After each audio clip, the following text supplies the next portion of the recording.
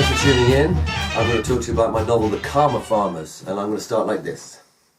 In order to win an argument, the visionary theatre director Ken Campbell once said, "I'm not mad, I've just read different books." It's a beautiful defence. It also implies a world of secret knowledge should you choose to look for it.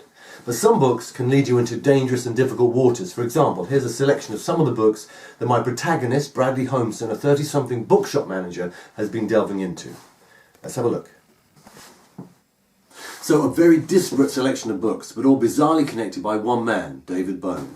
The late David Bohm was a brilliant theoretical physicist, a colleague of Einstein and Oppenheimer, but he was also a Marxist in 1950s America, so consequently his work became marginalised. He ended his days in a psychiatric hospital. And so, judging by this reading matter, it's true to say that my protagonist is experiencing something of a crisis. And here it is. He can't accept that one day his mind will cease to exist. After the 4 billion years of evolution that it's taken to create his mind, he can't accept that one day it will be snuffed out for all of eternity. It just doesn't seem fair. And it sounds like a problem for theology, but he doesn't believe in God. He intends to resolve this problem by science. And so, inspired by the works of David Bohm, our protagonist, the bookshop manager, sets out to research a lost quantum paradigm, a scientific model that suggests consciousness will survive the death of the physical body. He writes his ideas up into a little revolutionary manifesto called Death and Physics, and he hides copies on shelves of local bookshops in the hope that people will find it, rave about it, leaving him to surf a wave of viral fame. He doesn't want revolution quite so much as public recognition, because in spite of all this philosophical posturing, the hero is motivated by unrequited love.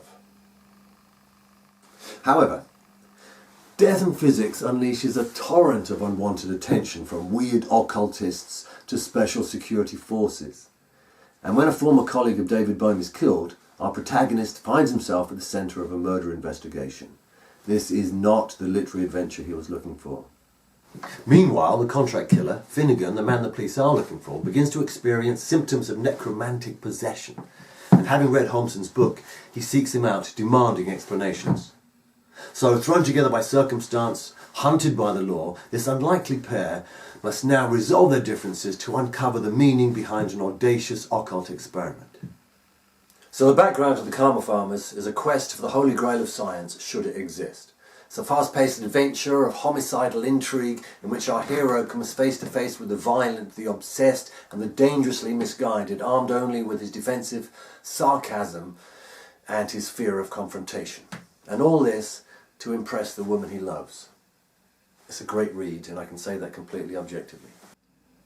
So welcome to Unbound, welcome to this great experiment in publishing which allows new authors to be sponsored directly by their readers. And remember that making a pledge isn't just an act of generosity, you will also be getting a great book to read. Thank you very much for listening. Any questions, if you want to get in touch with me, I'll be here in the shed. Thanks.